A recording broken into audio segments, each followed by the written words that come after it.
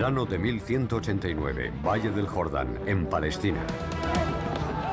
Durante la batalla de los Cuernos de Jatín 2 años antes, las tropas musulmanas masacran a 16.000 caballeros y soldados cristianos.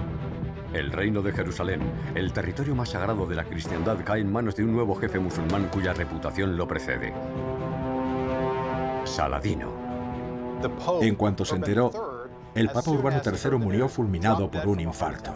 Se veía a Saladino como el mismísimo hijo de Satanás. Lo representaban como la sexta de las 7 cabezas de la bestia del Apocalipsis.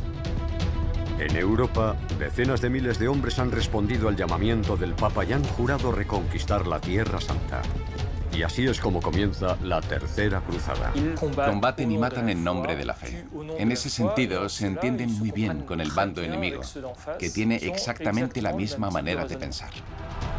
Una cruzada capitaneada por los dos mayores jefes militares del mundo cristiano: el rey de Inglaterra, Ricardo Corazón de León, y el rey de Francia, Felipe Augusto. Fue un choque de titanes en el que se enfrentaron todas las figuras militares y, en ocasiones, murieron en el mismo campo de batalla. Un conflicto cuyo epicentro es la fortaleza de San Juan de Acre. Esta ciudad portuaria va a ser el escenario de uno de los asedios más largos de la historia medieval. Fortalezas asediadas. Acre, el choque de los titanes. Verano de 1189. 700 caballeros francos y 9.000 soldados de infantería dejan atrás la ciudad de Tiro, en el Líbano moderno, y se dirigen hacia el sur de Palestina. Los lidera Guido de Lusignan, cuyo ejército fue masacrado en Jatín 2 años atrás. Guido de Lusignan es el rey de Jerusalén, pero no controla ya ni uno solo de los territorios importantes de su reino. De modo que para recuperar su prestigio, se vio obligado a partir en campaña para organizar la primera contraofensiva contra las fuerzas musulmanas. Por más que el Papa haya exhortado a Occidente a partir en cruzada, Guido está más solo que la una. Si quiere reconquistar su reino, sabe que va a tener que sitiar la ciudad de San Juan de Acre. En el siglo XII, Acre es un hermoso puerto comercial. Es el centro del reino de Jerusalén, desde el punto de vista económico. Era un objetivo de una gran importancia estratégica. Era muy importante dominar la ruta de Europa occidental. Las provisiones, los peregrinos y los refuerzos solo podían circular a partir de ese puerto. El 28 de agosto, Guido llega ante las puertas de la ciudad.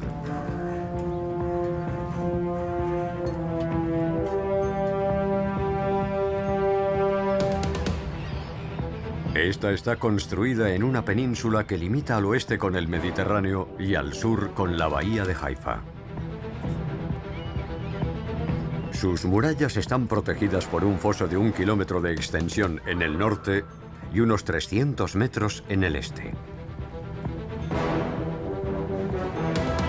Sus barrios residenciales, sus mercados y sus mezquitas se extienden a lo largo de 24 hectáreas. Los defiende una guarnición de 20.000 soldados. Es más del doble que la de Guido de Lusignan. Cuando Guido llegó a Acre, ya conocía la ciudad como la palma de su mano. Había pasado tiempo allí. Había tenido numerosas reuniones en ella. Estaba muy familiarizado con las defensas y la topografía de la ciudad. Guido sabe que la única manera de hacer caer Acre es sitiarla. Nada más llegar, su primera preocupación es: ¿dónde me instalo para estar a salvo? ¿Cuál es la mejor posición para sobrevivir hasta que lleguen los refuerzos? Guido y sus cruzados acamparon en lo alto de una pequeña colina llamada Torón, al sudeste de la ciudad, con una altitud de unos 35 metros. Es una colina bastante empinada, o sea, una muy buena posición defensiva. Guido y sus tropas tienen que apresurarse en instalar su campamento, pues no lejos de allí, otro ejército se está preparando para el combate. Lo lidera uno de los jefes de guerra más legendarios del mundo musulmán: Saladino. el primer sultán de la dinastía ayubí. En aquella época, Saladino era el líder de los musulmanes de Oriente Próximo, héroe del Islam sunita. Derrocó a los chiitas en Egipto y levantó un imperio que comprendía Egipto, lo que hoy se conoce como Siria, y el norte de Irak. Esto le permite unificar a todos sus emires, sus sultanes, que estaban enfrentados entre sí y que buscaban a menudo apoyarse en los latinos, en los occidentales que se habían asentado en Tierra Santa a raíz de la Primera Cruzada.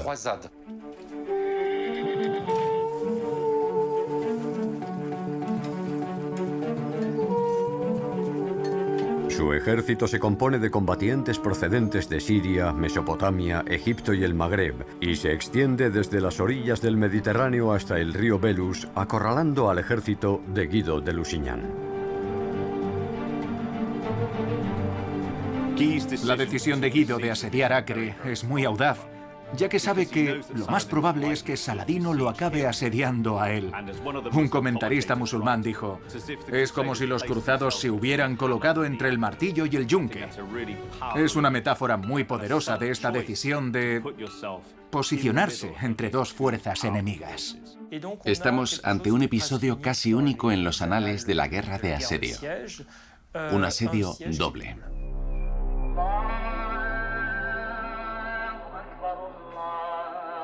En la llanura de Acre, decenas de miles de soldados cristianos y musulmanes se preparan para luchar y morir en nombre de su fe. Ninguno de ellos sospecha que este asedio será uno de los más largos de toda la historia medieval.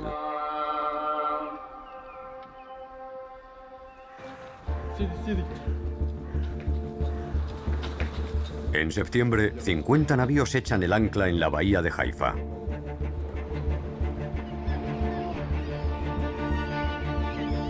A bordo de ellos, 14.000 soldados cristianos, alemanes, bretones y flamencos acuden de Occidente a modo de refuerzo. Junto a Guido de Lusignan forman una barrera infranqueable en el norte y el este de la ciudad. Pero todavía han de cortar el acceso por mar a la ciudad.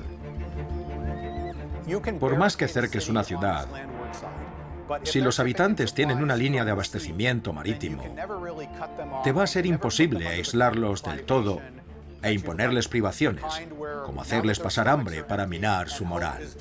El objetivo es que se acaben rindiendo. Pero el puerto está bien defendido y lo protegen dos rompeolas.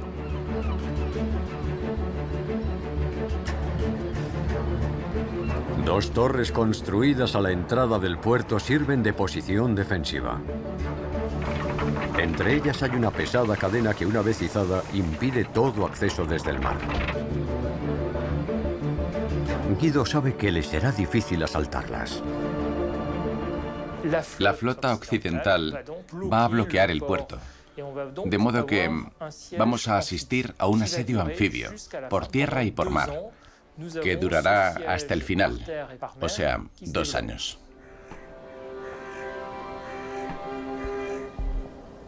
Atenazada por el enemigo, San Juan de Acre se halla ahora aislada del mundo. En el campamento musulmán, Saladino convoca a sus emires para preparar su primera gran ofensiva.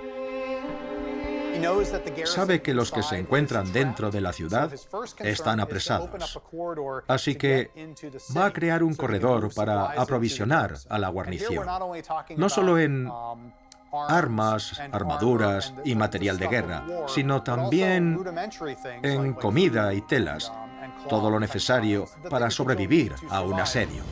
Para atacar a los cruzados, los hombres de Saladino estarán divididos en 3 ejércitos. El de la izquierda se posicionará a lo largo del río Belus. El de la derecha estará bajo el mando del sobrino de Saladino, el general Taqi al-Din. El del centro estará bajo su propio mando. La formación militar escogida por Saladino se inspira en prácticas antiguas. La idea es contar con un centro fuerte, dirigido por el soberano, y flanqueado por 2 alas, a la derecha y a la izquierda. Es lo que se hacía en Occidente de acuerdo con el orden feudal en el que cada señor controlaba sus propios efectivos. Y había una organización similar en el ejército de Saladino. Este confiaba el mando de sus unidades a los hombres que le habían ayudado a levantarlas. El 14 de septiembre, Saladino y sus hombres inician las hostilidades. La infantería se situará en primera línea, seguida por los arqueros y, por último, la caballería. Esta última es la que lanza el ataque. Los musulmanes cargan contra los cruzados a galope tendido.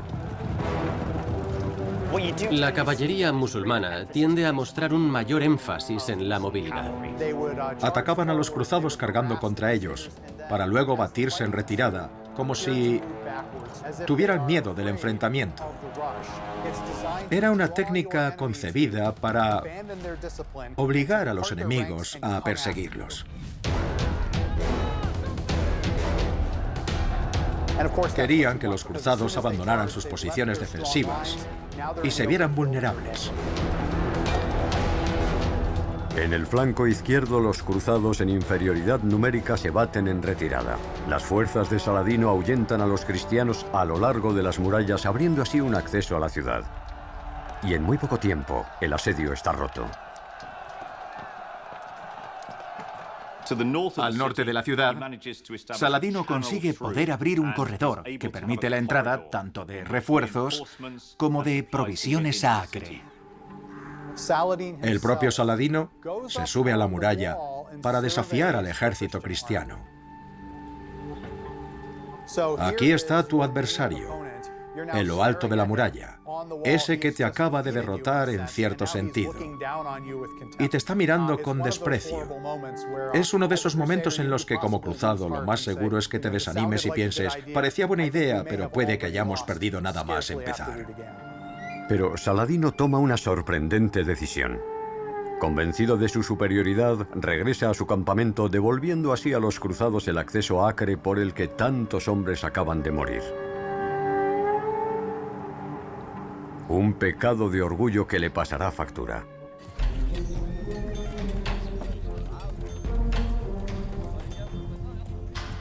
Otoño de 1189, día 22 de asedio.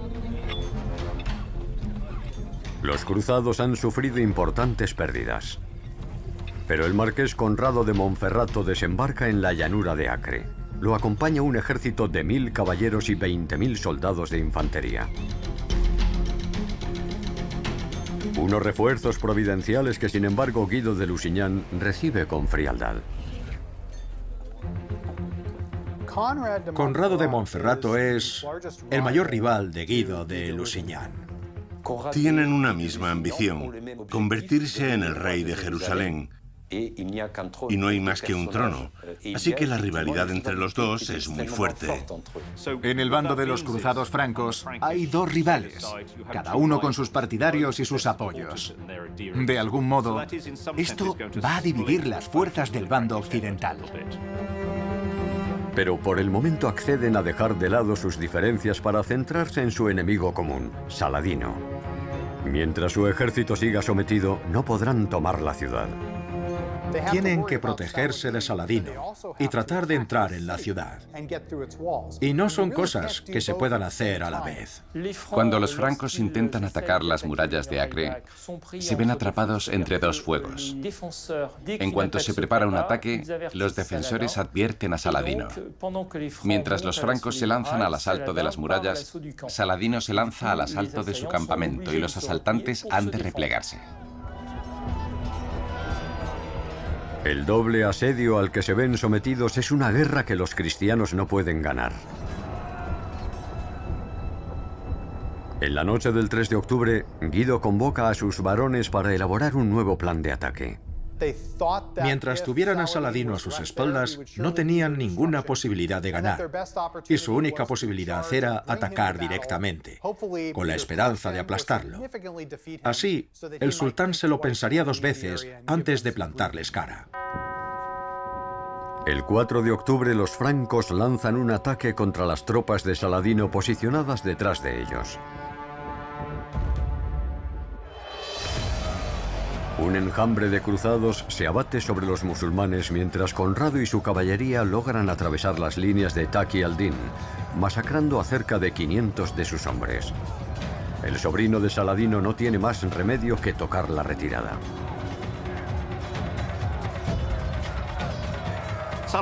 Preocupado, Saladino le manda refuerzos, pero lo que consigue es debilitar sus propias líneas de defensa. Entonces, los cruzados se adentran en la brecha hasta el campamento del sultán.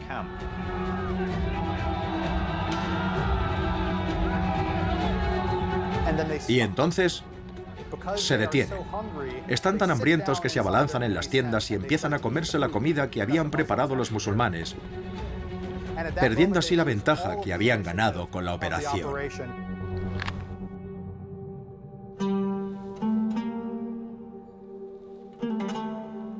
Mientras tanto, Saladino trata de salvar su ejército en plena desbandada. Y para ello cuenta con un arma poderosa: la yihad.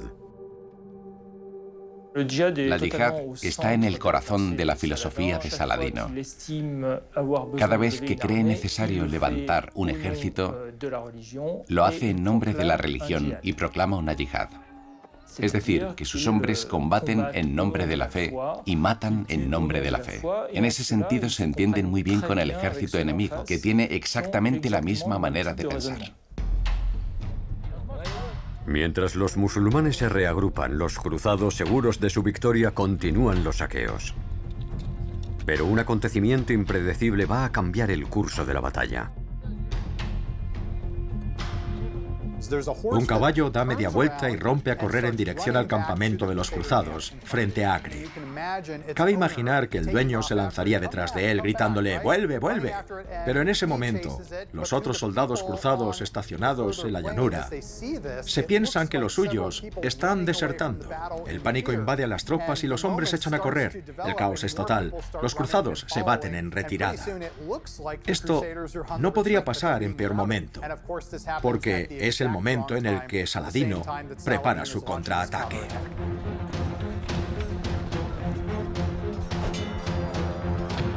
Saladino ordena a sus tropas que den media vuelta. Es una batalla encarnizada. El maestro templario cae en combate. Los musulmanes sufren muchas pérdidas. Algunos emires mueren en el campo de batalla. Es una batalla encarnizada.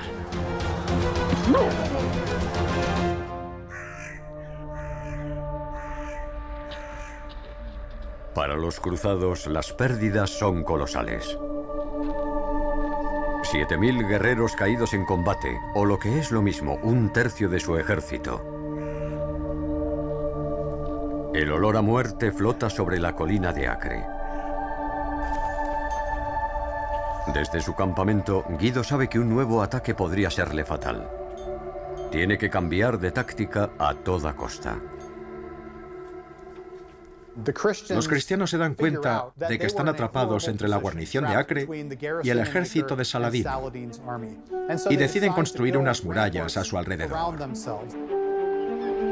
Guido ordena a sus hombres que caven 2 fosos, uno frente a la ciudad y el otro frente a los ejércitos del sultán. Rellenos de trozos de madera y acero, los fosos protegerán el campamento de los ataques de la caballería musulmana. Unas murallas construidas con la tierra de las excavaciones y rematadas con una empalizada de madera garantizarán que el campamento sea impenetrable. Una obra colosal que emprenden entre todos, incluidos los caballeros. Es un trabajo que les llevará mucho tiempo. No es tarea fácil horadar la tierra para excavar un foso. Es algo que les puede llevar 1 mes, 2 meses, 3 meses. Y lo tienen que hacer a lo largo de los meses de noviembre, diciembre, enero, febrero. Es un trabajo muy duro, sobre todo para unos hombres que están infraalimentados. Se enfrentan a un gran reto: encontrar los materiales necesarios para cavar esos fosos defensivos. Como están aislados, tienen muy pocos árboles a su disposición. A lo sumo tienen acceso a algún pequeño huerto. Para construir las inmensas murallas y que sean eficaces, reutilizan la madera de los barcos que llegaron de refuerzo. Decenas de navíos cristianos son desguazados en las playas de Acre. Desde lo alto de sus murallas, los hombres de Saladino solo pueden asistir impotentes al espectáculo. Los musulmanes saben que los cristianos están organizando su defensa. Algunos de los emires van a ver a Saladino y le dicen: tenemos que atacar, aplastarlos ahora que no pueden defenderse. Pero él les da largas.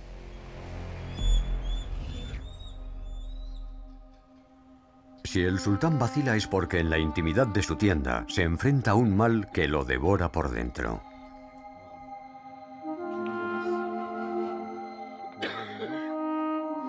Saladino padece lo que los cronistas describen como cólicos, unos dolores incapacitantes y atroces en el estómago. Le salen unos forúnculos terribles en las piernas. Sufre un dolor indecible y es incapaz de montar a caballo. Se puede decir que la salud de Saladino va a tener una influencia crucial en el asedio de Acre. Incapaz de liderar sus tropas, Saladino deja para más tarde el asalto al campamento de los cristianos. Y acaba siendo el error más grave porque, una vez construidas sus defensas, será imposible desalojar a los cristianos de su campamento. Ahora ya no puede abrir una línea de abastecimiento de la ciudad. Sitiada por las fortificaciones cristianas, Acre está aislada. A cada lado de la línea de frente, los combatientes se preparan para una auténtica guerra de desgaste, cuyo objetivo es matar de hambre al bando contrario. Comienza un largo periodo de espera para todos. Hay una primera fase durante la que se producen pocos combates, ya que el sitio de Acre tiene lugar en los meses de invierno. El barro hace que el terreno sea impracticable.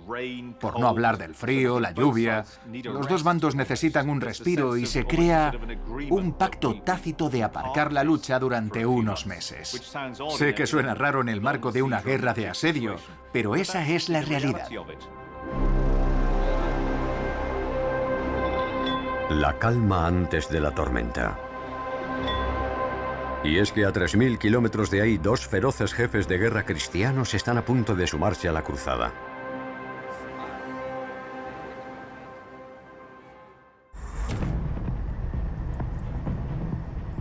Primavera de 1190, día 205 de asedio.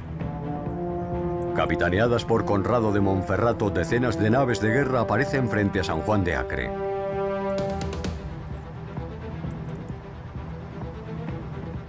La reacción de Saladino no se hace esperar. Miles de sus hombres confluyen en el puerto y se embarcan en una flota de 50 navíos egipcios que llegaron justo antes del invierno de Alejandría. En formación de combate, los navíos musulmanes ponen rumbo a la flota de Conrado. Pero el cristiano está preparado para la batalla. Sus buques han adoptado otra formación en forma de media luna.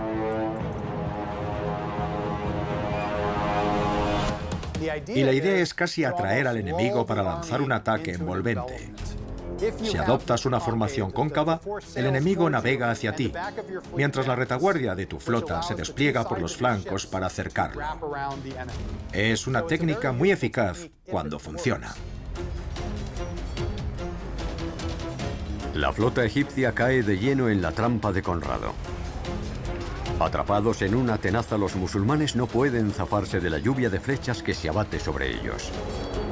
Pero la flota de Saladino no ha dicho aún su última palabra, y es que poseen un arma secreta. Si te atacan en el mar, puedes contraatacar usando el fuego griego, también conocido como nafta. La nafta es una mezcla de petróleo, azufre y grasa animal, y es altamente inflamable. El fuego griego siembra el espanto entre los occidentales, porque son proyectiles en llamas, están rociados de nafta. Es un fuego que no se puede apagar. Arde incluso bajo el agua. Además, el fuego, con las quemaduras y el dolor que provoca, es evocador del castigo eterno. Así que tiene algo de aterrador, sobre todo en una época en la que se diaboliza a los musulmanes, Se los ve como esbirros de Satán y saben manejar a la perfección el fuego contra los cristianos. Pese a que los musulmanes logran incendiar algunas de las galeras de los cristianos, el abordaje es inevitable. Libran entonces un combate cuerpo a cuerpo cuyo desenlace es tan impredecible como sorprendente. Cuando los cristianos consiguen abordar un navío musulmán, se hacen con parte de los remos. Así que a un lado del barco están los cristianos, remando en una dirección. Y al otro lado están los musulmanes, remando en la otra dirección. Y el barco empieza a girar en círculos. Y no para hasta que el bando cristiano logra por fin matar al número suficiente de remeros en el lado contrario para poder enderezar el barco. Las tornas han cambiado a favor de los cristianos. Conrado consigue repeler la flota egipcia que se refugia detrás de la larga cadena del puerto de San Juan de Acre. Los cristianos tratan de capitalizar su victoria marítima. Dedican el invierno a construir armas de asedio de cara a su inminente asalto de la ciudad.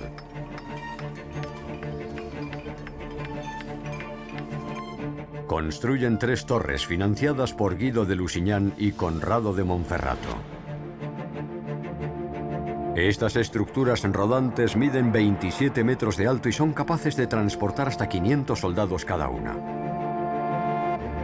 Están coronadas por unas grandes plataformas equipadas con puentes móviles para permitir a las tropas acceder a las murallas de la ciudad. En la parte delantera tienden unas redes para protegerse de los proyectiles que les lanzan desde las murallas. Los defensores de Acre, al igual que Saladino, se dan cuenta de que se trata de una amenaza seria. La prioridad es destruir esas construcciones e impedir que alcancen las murallas. Es una amenaza muy real.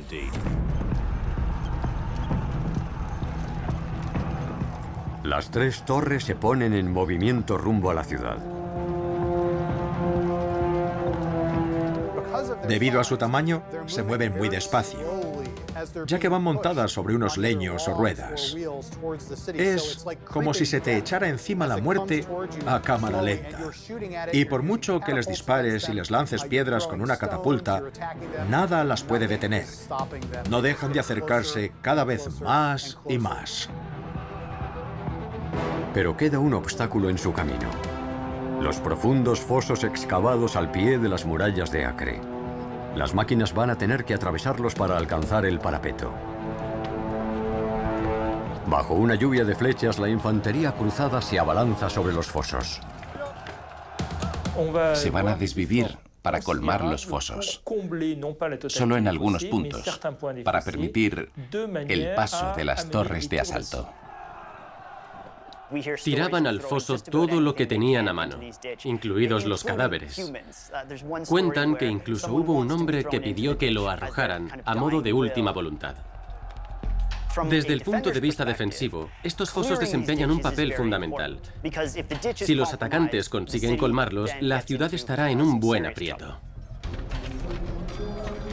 Desde el interior de la ciudad, las catapultas musulmanas cargadas de nafta tratan de incendiar las 3 temibles máquinas. Los cruzados han sabido proteger sus máquinas. Las han cubierto con pieles de animales rociadas de vinagre, lo que tiene un efecto ignífugo, por lo que el fuego griego se apaga al entrar en contacto con el vinagre. Bloqueados detrás de la línea fortificada de los cruzados, Saladino y su ejército se muestran impotentes, incapaces de acudir en ayuda de su guarnición dentro de la ciudad. Cuando toda esperanza parece perdida, un hombre pide hablar con el sultán. Según nuestras fuentes musulmanas, el hijo de un fabricante de calderas de Damasco le asegura a Saladino que tiene una idea que les permitirá destruir esas torres. El entorno del sultán es un tanto escéptico. Esto ya se ha intentado. Pero él logra convencer al sultán.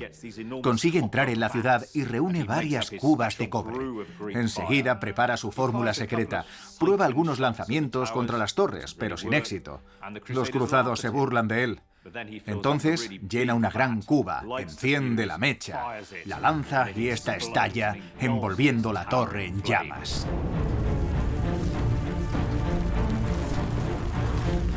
Los emires quedan totalmente convencidos y adoptan la famosa fórmula. Una por una, incendian las torres de asedio, que acaban hechas cenizas.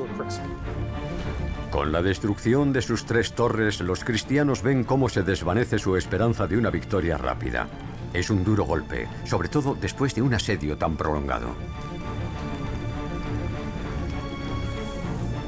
En el campamento, tienen la impresión de que han estado perdiendo el tiempo y de que sus dirigentes no han sabido gestionar el asedio. Lo que quieren ellos es atacar al ejército de Saladino. Los hombres insisten en lanzar una ofensiva para romper el doble asedio. Guido y Conrado se niegan, alegando que sería un suicidio. Pero sus hombres se mantienen en sus 13. Los jefes acaban cediendo con una condición. Habrán de hacerlo sin ellos, sin caballeros ni caballería. Asistimos a una gran movilización de entre 10 y 12.000 soldados de infantería. Se alinean en formación y atacan al ejército de Saladino. Cogen por sorpresa a los musulmanes, que empiezan batiéndose en retirada. Pero Saladino no tarda en organizar una contraofensiva. Sus caballeros arremeten contra los cristianos, que, privados de caballería, son masacrados. Pero lo más triste es que los caballeros asisten a la matanza y la mayoría de ellos se niega a acudir en su auxilio. Se quedan a salvo en su campamento mientras exterminan a sus compatriotas, como si pensaran: os habíamos avisado de que no lo hicierais y no nos hicisteis caso. Os está bien empleado. Una lección que pagarán caro. Entre 4 y 8.000 soldados cristianos pierden la vida. Sus cadáveres son abandonados en el campo de batalla. Se quedan pudriéndose en los fosos, y estos cuerpos contaminan el agua. Las duras condiciones entrañan la aparición de enfermedades. Durante el asedio de Acre, morirán más hombres por alguna enfermedad que en las refriegas. Los occidentales son muy sensibles a los gérmenes que sus organismos no conocen y mueren a menudo de disentería. Son unas condiciones muy difíciles de aguantar. Sin refuerzos, Guido está en un callejón sin salida. La tercera cruzada podría estar tocando a su fin. Pero la aparición de un nuevo personaje cambiará las tornas.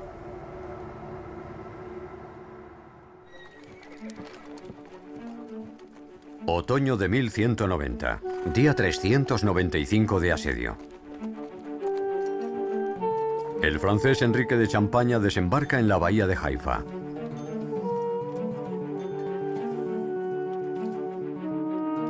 Está dispuesto a aprovecharse de la incapacidad de Guido y Conrado para tomar la ciudad.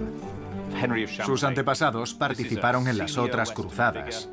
Es enérgico, autoritario y, sobre todo, viene acompañado por un gran número de soldados. Enrique de Champaña es sobrino tanto de Ricardo Corazón de León como de Felipe Augusto. Tiene todas las papeletas para convertirse un día en el rey de Jerusalén. Tiene una única obsesión: hacer caer San Juan de Acre. Para los musulmanes es deprimente, porque cada vez que infligen una derrota a los cristianos, aparece una nueva hornada de cruzados. Enrique llega acompañado de navíos, provisiones y refuerzos, así que, psicológicamente, es un golpe muy duro. Saladino sabe que si no le da a la ciudad alguna razón para la esperanza y algunas provisiones, se acabarán rindiendo. Para sortear el bloqueo del puerto por parte de los cristianos, va a hacer gala de una gran imaginación. Y la mejor táctica consiste en ir de incógnito. Van a transformar sus propios navíos para intentar hacerlos pasar por buques occidentales. Les piden a las tripulaciones que se afeiten la barba, que cuelguen banderas cristianas y hasta dejen cerdos correteando por las cubiertas. Así las alarmas no saltarán hasta que ya sea demasiado tarde. De esta manera, consiguen hacer pasar 3 grandes navíos cargados de todo tipo de provisiones. Una vez más, los esfuerzos de los cruzados para matar de hambre a la ciudad no han dado sus frutos. Enrique de Champaña decide entonces tomar el control del puerto de una vez por todas. Enrique decide asaltar la Torre de las Moscas. Si consigue tomar la torre, podrá controlar la entrada al puerto. La Torre de las Moscas es la más imponente de las dos torres. Está defendida con uñas y dientes. Solo es posible acceder a ella por mar. Enrique equipa una de sus galeras con una máquina de asedio flotante. Es una especie de torre de asalto construida en la cubierta del barco y cuenta con un puente para llegar a lo alto de la Torre de las Moscas. Echa el ancla en las inmediaciones de la torre. Los arqueros cristianos desatan una lluvia de flechas mientras la infantería equipada con 2 escaleras se lanza al asalto de la construcción. Pero los defensores los repelen desde lo alto lanzándoles trozos de madera que se llevan por delante a los soldados cristianos. Por fin, un soldado musulmán lanza un bote de nafta contra el navío. Este se incendia inmediatamente. El ataque de Enrique ha fracasado. Llevan ya más de un año de asedio y los cruzados no paran de encadenar una derrota tras otra. Los 2 reyes más poderosos de Europa, el inglés Ricardo Corazón de León y el francés Felipe Augusto, no vendrán. Pasarán el invierno en Sicilia enfangados en interminables querellas políticas. Los refuerzos y provisiones no llegarán antes de la primavera de 1191. Imagina tener que alimentar a 10.000 o 20.000 personas. Y solo estamos hablando de los soldados. Si contamos a todos los ocupantes del campamento, cocineros, lavanderas, son muchas bocas que alimentar. Nunca parece haber suficiente comida para todos. Se ven reducidos a comer raíces o algarrobas, a engañar el hambre a base de vino, y hasta acaban comiendo hierba para poder sobrevivir. El hambre y la enfermedad arrasan las filas de los cruzados. Todas las miradas están puestas en el horizonte con la esperanza de ver aparecer al fin a los grandes soberanos de Occidente.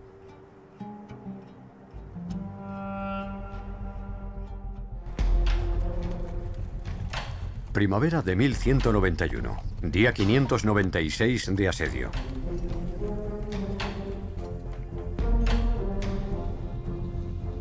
Felipe Augusto, el rey de Francia, llega por fin a la llanura de San Juan de Acre. Tiene apenas 26 años. Su llegada no causa especial inquietud en el bando musulmán. No lo ven como una figura muy imponente. Sin embargo, va acompañado de varios comandantes de alto rango. Y además, trae consigo mucho dinero y equipo.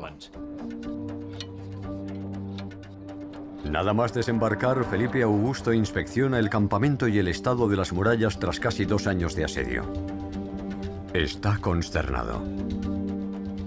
Está muy frustrado al ver que no han conseguido aún tomar la ciudad de Acre y les exige explicaciones. Pero, ¿qué habéis estado haciendo todo este tiempo? El 30 de mayo, Felipe Augusto convoca a sus varones en su tienda. Está determinado. Será él, el rey de Francia, quien haga caer la ciudad. Y tiene un plan para ello.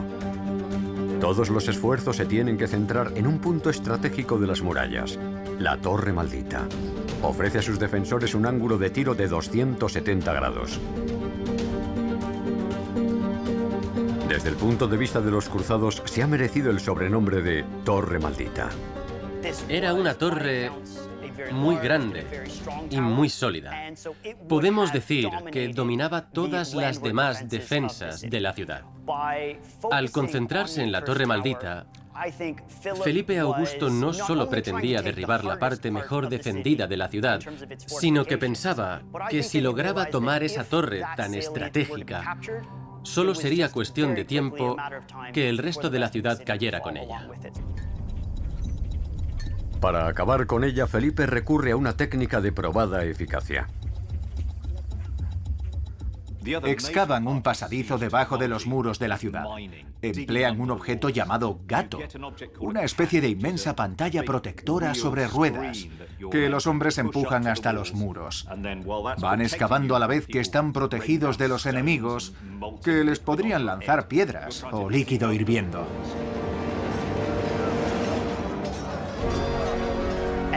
A medida que vas excavando, tienes que construir una armazón de madera para sostener el muro sobre tu cabeza. Luego le prendes fuego a esa armazón. Sin estructura que lo sustente, el muro se derrumba. En la Edad Media, este era el método más eficaz para destruir una muralla. Una sección entera de la torre se viene abajo en medio de un ruido atronador. Inmediatamente, los franceses lanzan su ataque. Derribado el muro, queda un gran montículo de piedras por escalar. Una vez despejada la polvareda, los musulmanes van a defender ese montículo con fiereza. En Acre, los defensores han conseguido matar al número suficiente de asaltantes para que los franceses tengan sus dudas. Los cruzados no logran adentrarse por la brecha, pero por primera vez las defensas de la ciudad se han visto comprometidas. Tres días más tarde, el rey Ricardo Corazón de León en persona llega al campamento de los cruzados. Ahí es recibido por una muchedumbre eufórica al son de las trompetas. Es un personaje presumido y ostentoso. Cada vez que llega a un lugar, quiere una gran fanfarria. Todo ha de ser muy ceremonioso y girar a su alrededor. Es un hombre con un ego desmedido. También es un guerrero apabullante, un inmenso estratega y un caballero respetado por todos. Ricardo Corazón de León ha corrido riesgos inauditos. Con 15 años asaltó en el Ducado de Aquitania un castillo que todos creían inexpugnable. La llegada de Ricardo cambia las tornas. Trae consigo a miles de hombres, mucha comida y material bélico. Los musulmanes están muy preocupados. Como escribe un comentarista, sus corazones estaban llenos de espanto. Ricardo estudia el campo de batalla. Sobre todo estudia la manera de arrebatarle el control de las operaciones a Felipe Augusto. Se supone que son amigos, pero en realidad son sumamente competitivos. Hay una rivalidad feroz entre los dos. Felipe ha prometido a los caballeros un salario de 3 besantes de oro al mes por luchar bajo su estandarte en Acre. Ricardo Corazón de León sube la apuesta y les dice: si servís a mi lado os pagaré 4 besantes de oro en vez de los 3 que os paga Felipe. Con lo que se pasan al bando de Ricardo Corazón de León. Y Felipe Augusto se lo toma como una ofensa personal. Pero la cosa no queda ahí. Ricardo se quiere asegurar una victoria personal. Por eso se ha traído sus propias máquinas de guerra.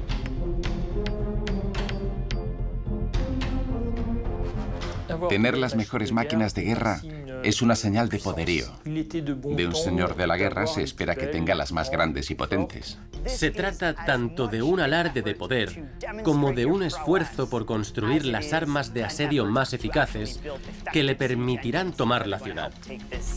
Es un poco como esos tíos que presumen de coche. En esta carrera armamentística, Ricardo puede contar con una innovadora máquina de guerra. Una joya de la tecnología en su momento.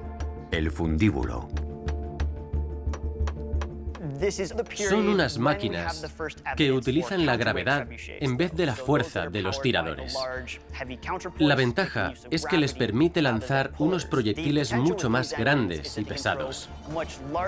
Cuando Ricardo Corazón de León la estrena, utiliza lo que se ha identificado como piedras de río. Son unas piedras macizas que se ha traído de Sicilia y que ha escogido por su efecto devastador en los muros de Acre, que son de una arenisca muy endeble. A partir del 14 de junio, el rey inglés utiliza sus terribles máquinas contra los muros de la ciudad. Los proyectiles acaban haciendo mella.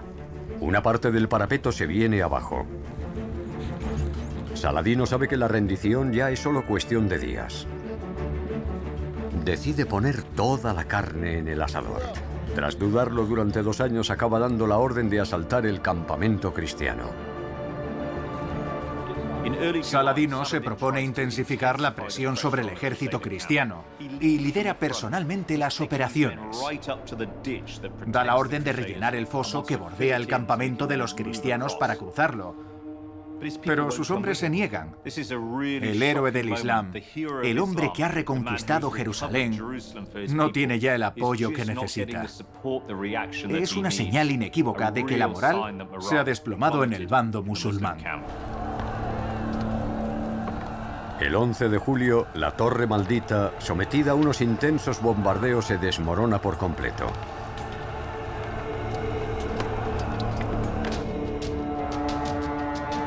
En un último esfuerzo, los cruzados lanzan un ataque. A pesar de la polvareda, los cruzados están a punto de penetrar en la ciudad, pero los musulmanes no se resignan. Una vez más defienden la brecha abierta en los muros de Acre.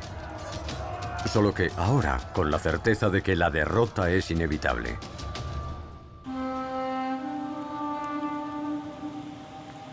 Día 653 de asedio.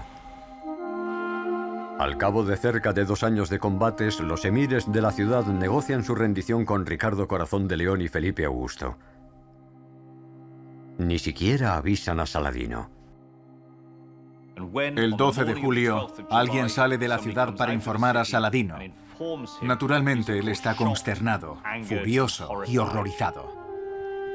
Después aparecen los estandartes cristianos en los muros y las torres de la ciudad. Un inmenso clamor se eleva desde las filas de los cruzados. Ha caído Acre. Los cruzados entran triunfalmente en San Juan de Acre. La guarnición musulmana de la ciudad es ahora rehén de los cristianos. Los hombres aguardan con ansiedad la respuesta de Saladino a las exigencias de los cruzados. La liberación de cientos de prisioneros cristianos y el pago de una cuantiosa compensación financiera. Se supone que Saladino tiene que abonar un extraordinario rescate a los cruzados, a cambio de que liberen a toda su guarnición. 200.000 dinares es una suma astronómica y ya se ha gastado mucho dinero. Le cuesta reunir esa cantidad. Esto exaspera a Ricardo el estratega, que cree que Saladino solo está tratando de ganar tiempo. El 20 de agosto, Ricardo Corazón de León reúne a unos 3.000 hombres de la guarnición ante los muros de la ciudad y los manda ejecutar sin piedad.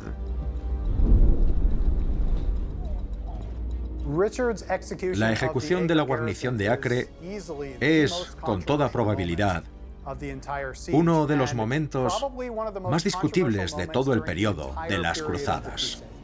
Ricardo Corazón de León tiene la actitud de un recién llegado, alguien que no entiende bien la situación local.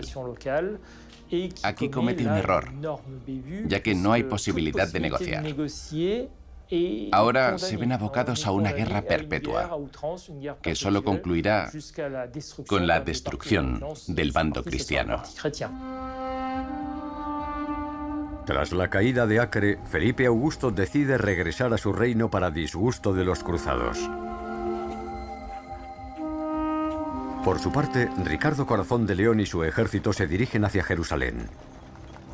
Pero la rabia de los musulmanes, azuzada más aún si cabe por la masacre de la guarnición, impedirá esta vez que el rey tome la ciudad. Guido de Lusignan pierde, y el reino queda en manos de Conrado de Monferrato. Pero este último es asesinado 1 año más tarde. Enrique de Champaña se convierte en el nuevo rey del reino de Jerusalén. Con la ciudad santa bajo control de los musulmanes, Acre se convertirá en el nuevo corazón del reino de la cristiandad oriental antes de volver a caer, un siglo más tarde, en manos de los musulmanes.